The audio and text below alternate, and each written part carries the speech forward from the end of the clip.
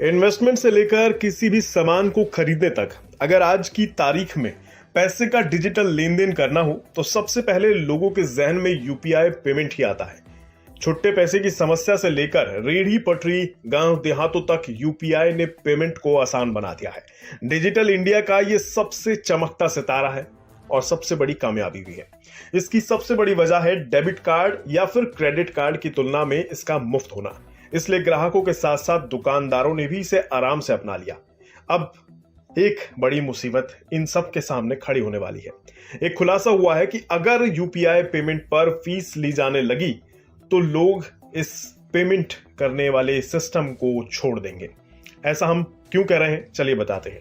हाल में भारतीय reserve bank के गवर्नर शक्तिकांत दास ने एक बयान में कहा था कि भारत में अगर 100 डिजिटल ट्रांजैक्शंस होते हैं तो उनमें से 80 करीब यूपीआई से होते हैं। इसमें छोटे से लेकर बड़े ट्रांजैक्शंस शामिल हैं। ऐसे में खुलासा होना कि अगर यूपीआई पेमेंट पर फीस लगने लगे तो इसे इस्तेमाल करने वाले 70% लोग इसे छोड़ देंगे। ये एक चौंकाने वाली बात है। लोकल सर्कल के सर्वे में 34,000 लोगों को इसमें मिलाया गया। इनके जवाब के आधार पर अब ये निष्कर्ष निकाला गया कि अगर यूपीआई पेमेंट पर किसी भी तरह की कोई फीस लगती है तो लोग इसका इस्तेमाल बंद कर देंगे।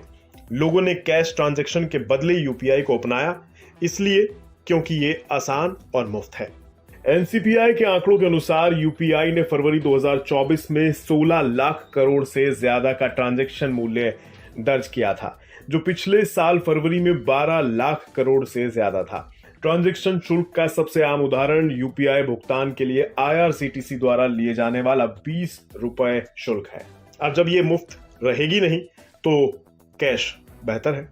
हालांकि यूपीआई पेमेंट पर फीस लगने की मांग लंबे समय से की जा रही है। यूपीआई पेमेंट की सर्विस देने वाले कई फिनटेक कंपनियां जैसे पेटीएम, गूगल पे और फोन पे चाहती हैं कि आरबीआई, एनपीसीआई और सरकार यूपीआई पेमेंट को एमडीआर यानी मर्चेंट डिस्काउंट रेट के दायरे में लाए। एमडीआर से मतलब है ऐसी पेमेंट फीस जो ट्रांजैक्शन प्रोसेस करने के एवज में बैंक या फिनटेक कंपनियां दुकानदारों से लेती हैं। डेबिट कार्ड और क्रेडिट कार्ड से पेमेंट के वक्त दुकानदारों को एमडीआर चुकाना होता है। यूपीआई ट्रांजैक्शन के पीयर टू पीयर होने की वजह से उस पर एमडीआर नहीं लगता। ऐसे में फिनटेक कंपनियों के घाटे की भरपाई करने के लिए ही क्रेडिट कार्ड को भी यूपीआई से जोड़ दिया गया ताकि वे ट्रांजैक्शन फीस ले सके। वहीं फिनटेक कंपनियों ने कई अन्य सर्विसेज पर प्लेटफॉर्म फीस भी वसूलनी शुरू कर दी। यूपीआई पेमेंट पर एमडीआर या ट्रांजैक्शन फीस लेने के लिए आरबीआई ने 2022 में एक कंसल्टेशन पेपर भी निकाला था, जिसमें अलग अलग अमाउंट के लेवल के हिसाब से यूपीआई पेमेंट पर शुल्क लगने को लेकर चर्चा की गई थी, लेकिन इसका तब कोई अंतिम फैसला नहीं लिया जा सका।